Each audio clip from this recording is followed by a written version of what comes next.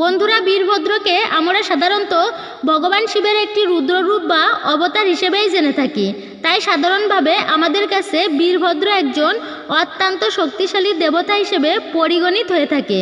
বর্তমানে কিছু মানুষ বলে থাকে যে যেখানে স্বয়ং মহাদেব কারোর ক্ষতি করতে চান না, সেখানে নাকি তিনি বীরভদ্রকে পাঠিয়ে থাকেন। যদিও এটা একটা অত্যন্ত তর্কের বিষয়। বন্ধুরা, আজকের ভিডিওতে আমি আপনাদের বীরভদ্রের সম্বন্ধে বলতে চলেছি, তাই ভিডিওটি শেষ পর্যন্ত দেখতে থাকুন। আমি আপনাদের আশ্বস্ত করে বলতে চাই যে আজকের ভিডিওতে আপনারা যে সমস্ত বিষয়ে জানতে পারবেন, এই বিষয়ে খুব কম ভিডিওই বাংলাতে তৈরি হয়েছে। নমস্কার বন্ধুরা, রায়কিশোরী দীপা চ্যানেলের আরও একটি নতুন ভিডিওতে আপনাদেরকে জানাই সুস্বাগতম। আপনি যদি আমাদের চ্যানেল এখনও পর্যন্ত সাবস্ক্রাইব না করে থাকেন, তাহলে দ্রুত আমাদের চ্যানেলকে সাবস্ক্রাইব করে নিন, পাশে থাকা নোটিফিকেশন বেল ঘন্টাটি বাজিয়ে দিন। তাহলে চলুন শুরু করা যাক আজকের ভিডিও। বন্ধুরা, ভিডিও শুরুতেই আমি খুব অল্প কথায় সতী প্রাণত্যাগ ও বীরভদ্রের জন্মকাহিনী জানিয়ে রাখি, কারণ তার জন্মের কাহিনী জানলেও আপনারা তার ক্ষমতা বা বল সম্পর্কে জানতে পারবেন। সতী হলো মহারাজ দক্ষের কন্যা। দক্ষের যজ্ঞস্থলে হাজির হয়ে সতী দেখলেন সেখানে এলাহি আয়োজন। স্বর্গের সমস্ত দেবতারা, সমস্ত দেবর্ষিরা, গন্ধর্ব অপ্সরাদের দল, মর্তের মুনি ঋষিরা সকলেই সমাগত। এমনকি দক্ষের অপরাপর কন্যা জামাতারাও সেখানে উপস্থিত। শুধু তিনি আর শিব নেই। এই যে তিনি এলেন তাতে কেউ তাকে অভ্যর্থনাও জানালো না, আপ্যায়নও করল না, এমনকি তাকে ভ্রূক্ষেপ পর্যন্ত করল না। সতী ঠিক বুঝে উঠতে পারলেন না যে কেন এমনটা হচ্ছে, তার সঙ্গে কেন এমন ব্যবহার করা হচ্ছে। তিনি ভীষণ আহত হলেন, অপমানিত বোধ করলেন। তার চোখ বেয়ে গড়িয়ে এলো জলের ধারা। দূরে তার পিতা দক্ষরাজ, তার দিকে পিছন ফিরে যজ্ঞে ব্রতী আসনে বসেছিলেন। সতী এগিয়ে তার কাছে এসে সরাসরি জিজ্ঞাসা করলেন, পিতা, তুমি আমাকে, আমার স্বামীকে এভাবে কেন উপেক্ষা করলে? সতীর প্রশ্ন শুনেও দক্ষ সতীর দিকে ফিরে তাকালেন না, তার নাম পর্যন্ত মুখে উচ্চারণ করলেন না। পিছন ফিরেই এক প্রহরীকে হুঙ্কার ছেড়ে বললেন, প্রহরী, অনিমন্ত্রিতকে এই পবিত্র যজ্ঞস্থলে প্রবেশ করতে কেন দিয়েছিস? ওর আগমনে এই পবিত্র যজ্ঞস্থল অপবিত্র হয়ে উঠেছে। অসভ্যের সঙ্গে বাস করে ও কি ভুলে গেছে নিমন্ত্রণ ছাড়া কোনো শুভ স্থানে আসতে নেই?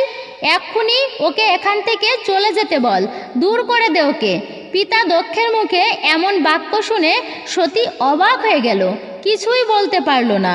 খানিক কেঁদে আবেগঘন অথচ মৃদু কণ্ঠে ধীরে ধীরে সতী বললেন, পিতা, তোমার মনে আছে তুমি যখন আদ্যাশক্তিকে কন্যারূপে চেয়েছিলে, তখন তিনি কি বলেছিলেন? তিনি বলেছিলেন তোমার কন্যারূপে তিনি জন্ম নেবেন ঠিকই, কিন্তু অনাদর হলে, অপমানিত হলে সেই কন্যা দেহত্যাগ করবে। পিতা, তুমি সেই শর্তে রাজি হয়েছিলে, তারপর আমার জন্ম হয়েছিল।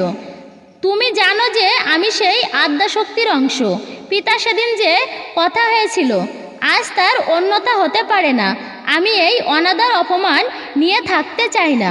পদ্মপুরাণ অনুসারে যখন মাতা সতী তার পিতা অর্থাৎ দক্ষের যজ্ঞের আগুনে আত্ম আহুতি দিলেন, তখন ভগবান শিব এই ঘটনা সম্পর্কে জানতে পেরে নারদ মুনির কাছ থেকে তিনি জানতে পেরেছিলেন। অত্যন্ত ক্রুদ্ধ হয়ে পড়েন এবং রাগের বশে তিনি সেখানেই থরথর করে কেঁপে ওঠেন। সেই সময় তার সারা শরীর থেকে প্রচণ্ড ঘাম বের হতে থাকে। সেই ঘামের একটি ফোঁটা ধরিত্রীতে পড়ে এবং সেখান থেকেই উৎপত্তি হয় বীরভদ্রের। বীরভদ্রের আবির্ভাবের সাথে সাথেই সেখানে সংঘর্ষের আবহ তৈরি হয় এবং ভগবান শিব তাকে এই যজ্ঞে ব্যাহত করতে এবং সতীর মৃত্যুর জন্য দায়ীদের শাস্তি দেওয়ার নির্দেশ দেন। সেই যজ্ঞকে অশুভ করে তোলার জন্য তিনি সেখানে রক্তের বৃষ্টি এবং উল্কা বৃষ্টি তৈরি করেন। সেই সময় বীরভদ্রের বাহিনী ছিল শক্তিশালী। নবদুর্গা, রাক্ষস, যক্ষ, পিশাচ, ভূতগণ, যোগিনী এবং যুগপদের সমন্বয়ে গঠিত। পদ্মপুরাণে স্বয়ং বীরভদ্রকে 3 চোখের দেবতা হিসেবে বর্ণনা করা হয়েছে, যার সহস্র বাহু ছিল এবং তিনি সর্প দ্বারা সুশোভিত ছিলেন। 2000 ঘোড়া এবং 10 লক্ষ সিংহ দ্বারা টানা রথে তিনি সেই যজ্ঞ ভূমিতে এসে পৌঁছেছিলেন। বীরভদ্রের বাহিনী সেখানে উপস্থিত দেবতাদের সঙ্গে সংঘর্ষে লিপ্ত হয়। দক্ষযজ্ঞ একটি যুদ্ধক্ষেত্রে পরিণত হয়। এই তীব্র সংঘাত দেখে সেখানে উপস্থিত ঋষিরা ভগবান বিষ্ণুর কাছে তাদের সুরক্ষার জন্য অনুরোধ করেন। যুদ্ধের মাঝখানে দেবতাদের রাজা ইন্দ্র বীরভদ্রের মুখোমুখি হন। তিনি তার বজ্রের দ্বারা বীরভদ্রকে আঘাত করেন। বীরভদ্র ইন্দ্র এবং তার বাহন ঐরাবতকে গ্রাস করার চেষ্টা করেন, কিন্তু ভগবান বিষ্ণু এই যুদ্ধে হস্তক্ষেপ করেন এবং ইন্দ্রকে রক্ষা করেন এবং বীরভদ্রের আক্রমণকে বাধা দেন। ঠিক এখানেই ভগবান বিষ্ণুর সঙ্গে বীরভদ্রের এক ভয়ঙ্কর যুদ্ধ শুরু হয়। ভগবান বিষ্ণু বীরভদ্রের বিরুদ্ধে তার সুদর্শন চক্র ব্যবহার করেন, কিন্তু বীরভদ্র সেখানেই সেই সুদর্শন চক্রকে গ্রাস করে ফেলেন। এই দেখে শ্রীবিষ্ণু হতবাক হয়ে যান এবং যুদ্ধের পরাজয় বরণ করেন। এছাড়া পদ্মপুরাণে বীরভদ্র সম্পর্কে বর্ণিত আরেকটি কাহিনীর উল্লেখ আছে। সেই কাহিনী অনুসারে এক সময় দেবতারা ঋষি কশ্যপ সহ অনেককে নিয়ে শৌকর নামে এক পরম সুন্দর পর্বতে বেড়াতে গিয়েছিলেন। সেই পর্বতে বাসুদেবের একটি মন্দির ছিল। দেবতা এবং ঋষিরা বাসুদেবের পূজা করে গিরিশিখরের কাছে উপস্থিত হলে হঠাৎ অতি ভয়ঙ্কর এক অগ্নিশিখা বসে তাদেরকে ঘিরে ফেলল এবং দেখতে দেখতে সকলেই ভস্ম হয়ে গেল। সেই সময় বীরভদ্র সেখানে ঘুরে বেড়াচ্ছিলেন। হঠাৎ চিৎকার, তীব্র হাহাকারের শব্দ শুনে তিনি ভাবলেন মানুষ বিপদে পড়লেই এই রকম বিলাপ করে। এছাড়াও শবদাহের গন্ধও পাওয়া যাচ্ছে, তাহলে ব্যাপারটা কি? এইসব ভেবে তিনি সেই আগুনের কাছে গেলেন এবং দেবতা ও ঋষিদের মৃতদেহের ভস্ম দেখতে পারলেন। সেই আগুন বীরভদ্রকেও পোড়াতে এলো, কিন্তু দক্ষযজ্ঞে ইন্দ্রসহ অনেক দেবতাকে আহত করে সেই যজ্ঞ পণ্ড করেছিলেন। হ্যাঁ বন্ধুরা, বীরভদ্র সেই দক্ষের যজ্ঞ পুরোপুরিভাবে লণ্ডভণ্ড করেছিলেন। সুতরাং আগুন তার কি করবে? তাই বীরভদ্রকে দেখে সেই আগুন যেন শান্তভাব ধারণ করল, আর বীরভদ্র মুহূর্তের মধ্যে সেই আগুনকে নিজে পান করে নিলেন। এরপর সেই মৃত শরীরে কিছু ভস্ম নিয়ে তাতে সঞ্জীবনী মন্ত্র পড়ে তা পুনরায় মৃত দেবতা এবং ঋষিদের ভস্মের উপর ছিটিয়ে ছড়িয়ে দিলেন, আর এতেই তাদের প্রাণ পুনরায় ফিরে এলো। প্রাণ ফিরে পেয়ে সেই ঋষি এবং দেবতাদের আনন্দের সীমা পরিসীমা থাকলো না। তারা বীরভদ্রকে অশেষ ধন্যবাদ জানিয়ে তার স্তবস্তুতি করে পুনরায় সেই পাহাড়ের অন্যদিকে বেড়াতে গেলেন। হঠাৎ একটা প্রকাণ্ড সাপ এসে তাদের সকলকে গিলে ফেলল। এই অদ্ভুত বিষয় দেখে বীরভদ্রের ভীষণ ক্রোধ হলো। তিনি সেই সাপের সঙ্গে যুদ্ধ আরম্ভ করল এবং এই যুদ্ধ 1 বছর পর্যন্ত চলেছিল। তারপর বীরভদ্র 2 হাতে সাপের মুন্ড ধরে তাকে চিরে 2 ভাগ করে ফেললেন এবং দেখলেন সেই সাপের পেটের ভিতর সকলের মৃতদেহ রয়েছে। তিনি সেখান থেকে তাদের উদ্ধার করে এবং পুনরায় সঞ্জীবনী মন্ত্র পড়ে এবং তাদের জীবিত করে।